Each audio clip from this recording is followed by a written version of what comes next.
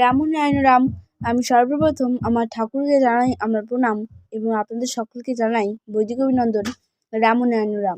এই বলে আমি আজকের তত্ত্ব রচনা শুরু করছি।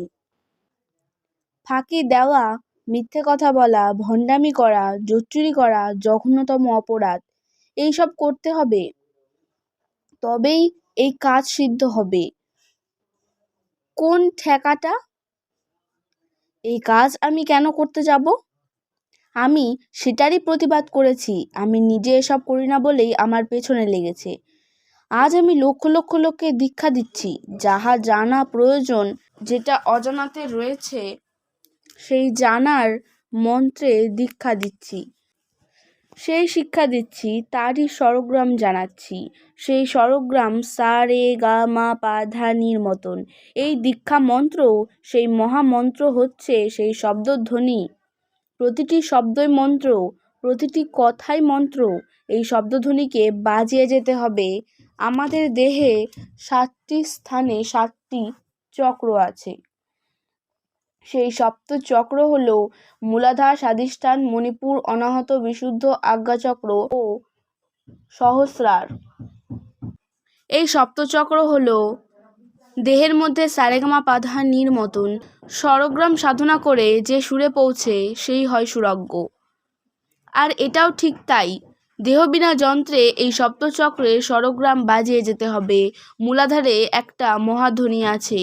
আমারও ভক্ত ছিল আলাউদ্দিন খা, খুব নামকরা বাদক, এশিয়ার মধ্যে নাম করেছিল, খুব ভালো সরোদ বাজাতো। আলাউদ্দিন খাকে তোমরা নিশ্চয়ই চেনো। আলাউদ্দিনের ছেলে হলো আলী আকবর খা। আলাউদ্দিনের দাদা ছিল আফতাবউদ্দিন খা। এই আফতাবউদ্দিন খা খুব বড় বাদক ছিল। সে বাজনা শুরু করলে কেউ নড়াচড়া করতে পারতো না, এক জায়গায় স্থির হয়ে বসে থাকতো। তার বাড়ি হলো কুমিল্লা। আমি তাকে খান সাহেব বলতাম। আমার তখন 10 বছর বয়স। সেই আফতাবউদ্দিন খা আমাকে বলতো ছোট্ট গোসাই। সে কুমিল্লা ভাষায় কথা বলতো। আমার কাছে এসে বলতো, ছোট্ট গোসাই, আমার আজ্ঞাচক্রটা ফাটিয়ে দাও না। আমি বলেছি, তুমি কাম করো, তাহলেই হবে। আমি একদিন আফতাবউদ্দিনকে বললাম, খান সাহেব, তুমি তো বাজনা বাজাও, কত বড় ওস্তাদ হয়েছো, আমাকে সায়ের অর্থ কি বলতে পারো? সে বলে, আল্লাহ রে, এইটা আমি কইতে পারতাম না, এইটা আমি বুঝতে পারতাম না। আমি বলি, কেন পারতা না? সারেগামা পাধা সাধনা করো আর সায়ের অর্থ জানো না? সে আমারে বলে, আল্লাহ রে, তুমি কও। আমি বলি, আমি কইতে গেলে 21 ঘন্টা লাগবে। 21 ঘন্টা যদি অনর্গল বলে যাই, তবে একটা সায়ের অর্থ হবে, তারপর হবে রে। রের অর্থ করতে গেলে আরও 21 ঘন্টা। রেতে তো আসলামই না। মূত্রধার হচ্ছে স্বাধিষ্ঠান আর নাভি হচ্ছে মণিপুর। যারা সা রে গা মা রচনা করেছেন, সা শব্দ, রে শব্দ, গা শব্দ প্রভৃতি একটি একটি শব্দ নিয়ে, তাদের থেকে 10,000 গুণ ঊর্ধ্বে যারা, তারা রচনা করেছেন মূলাধার, স্বাধিষ্ঠান, মণিপুর, অনাহত, বিশুদ্ধ, আজ্ঞা ও সহস্রার। এটা দেহের সা রে গা মা পা ধা নি। দেহ বিনা যন্ত্রে এই স্বরগ্রাম বাজিয়ে যেতে হবে। এই 10,000 গুণ ঊর্ধ্বে যারা, তাদের ভক্তের ভক্তের ভক্তের শেষ ভক্ত যিনি, তিনি রচনা করেছেন সা রে গা মা পা ধা নি, যা রেওয়াজ করলে সমস্ত সুরকে আয়ত্ত করা যায়। বাঁশের যন্ত্রে, কাঠের যন্ত্রে এই সুর বাজাতে হবে, আর ওইটা মূলাধার, স্বাধিষ্ঠান প্রভৃতি দেহবিনা যন্ত্রে বাজাতে হবে। তখন মূলাধারের একটা ধ্বনি উচ্চারণ করলাম, স্বাধিষ্ঠানের একটা ধ্বনি উচ্চারণ করলাম। স্বাধিষ্ঠানে কি হলো? একটা ফ্যাক্টরিতে নানা জিনিস তৈরি হয়। তার প্রতিনিধিরা ফ্যাক্টরিটা সবাইকে দেখাইতে পারে না।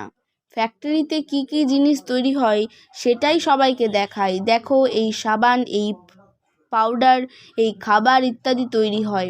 প্রতি জিনিসের দামও বলা হয়। এখন এই স্বাধিষ্ঠান ফ্যাক্টরিতে কি তৈরি হয় বলো? স্বাধিষ্ঠান হচ্ছে যেখানে কাম কামনা রয়েছে, সেটাই হলো স্বাধিষ্ঠান। মূলাধার হচ্ছে প্রথম বীজ বপন করে যেখানে, সেটাই মূলাধার। এইটা হলো মূল কেন্দ্র। মূলাধারে বীজ বপন করা হলো, স্বাধিষ্ঠানে অঙ্কুর গজালো, সেই স্বাধিষ্ঠানে অঙ্কুরের লতা পাতা হলো, তাতে কি বুঝিয়ে দিল? এখানে কাম কামনা আছে, বাসনা আছে, তৃপ্তি আছে, এই ব্যাখ্যাটা তার মধ্যে রইল। সেই ব্যাখ্যায় কি হয়? ইউনিভার্সের সেই বিরাট ফ্যাক্টরিতে কি কি তৈরি হয়, এই বিশ্ব প্রকৃতিতে, এই মহাশূন্যে কি কি আছে, এমনিতে তো দেখা যায় না, এমনি কিছু বলাও যায় না। নীল আকাশ, সেইটাই দেখতে পাচ্ছ। তার মধ্যে আমরা সামনে দেখেছি মেঘ, তারপরে চন্দ্র, সূর্য, গ্রহ, নক্ষত্র, এইগুলি দেখতে পাচ্ছি। এগুলো কোথা থেকে এলো তা তো জানি না, কেউ বলতে পারবে না। এই মহাকাশে, মহাশূন্যে কি আছে, কি কি আছে, কিভাবে আসছে, কিভাবে চলছে, কিভাবে নড়াচড়া করছে, কিভাবে সূর্যের আলোটা এলো, কিভাবে চন্দ্রের আলোটা এলো, কিভাবে গ্রহ নক্ষত্র চলেছে, তার হদিস তো খুঁজে পাওয়া যায় না। তখন জীবজগৎ সবাইকে বলছে, মহাকাশে কি কি আছে আগে বোঝো। কি করে বুঝবে? যেমন ফ্যাক্টরিতে বিস্কুট তৈরি হয়, বিস্কুট এনে তোমাকে দিল, তুমি খেয়ে বললে ওই ফ্যাক্টরিটা খুব ভালো। এই মহাকাশের ফ্যাক্টরির মধ্যে কি চলছে শূন্যে হাত দিলে তো বুঝবে না, সেটা বুঝিয়ে দিচ্ছে দেহবিনা যন্ত্রের সুরে। সাধারণ একটু কাম কামনার জন্য দেখো মানুষ কি ব্যস্ত। স্বাধিষ্ঠানের ফ্যাক্টরির নমুনা সেখানে আছে, সেখানে প্রেম আছে, ভালোবাসা আছে, উন্মাদন আছে, বৃত্তির নিবৃত্তি আছে, সবই আছে। মানুষ তার জন্য দেখো কত ছলচাতুরি, মিথ্যা প্রবঞ্চনার সুযোগ নিচ্ছে। একটু কামবৃত্তির তৃপ্তি করার জন্য কিভাবে উঠে পড়ে লাগছে সবাই চারিদিকে। চিন্তা করে দেখো, এই কাম উন্মাদনা কে কারে শিখায়? একটা পাখি, প্রতিটা জীবজন্তু প্রত্যেকেই জানে কাম কামনার কথা। সেইভাবে সন্তানাদি হচ্ছে। এই কাম একটা স্বরগ্রাম, মূলাধার হতে স্বাধিষ্ঠান। স্বাধিষ্ঠানে যখন ফুটে ওঠে তখন দেখো কত কবিতার ছন্দ, কত গীতিগান, কত রকম ভাবভঙ্গি, কত ছলচাতুরি, মিথ্যার প্রবঞ্চনা চলতে থাকে। প্রেমটাকে, কামটাকে সফল করার জন্য, বৃত্তির নিবৃত্তি করে তৃপ্ত হওয়ার জন্য আপ্রাণ চেষ্টা করে চলেছে।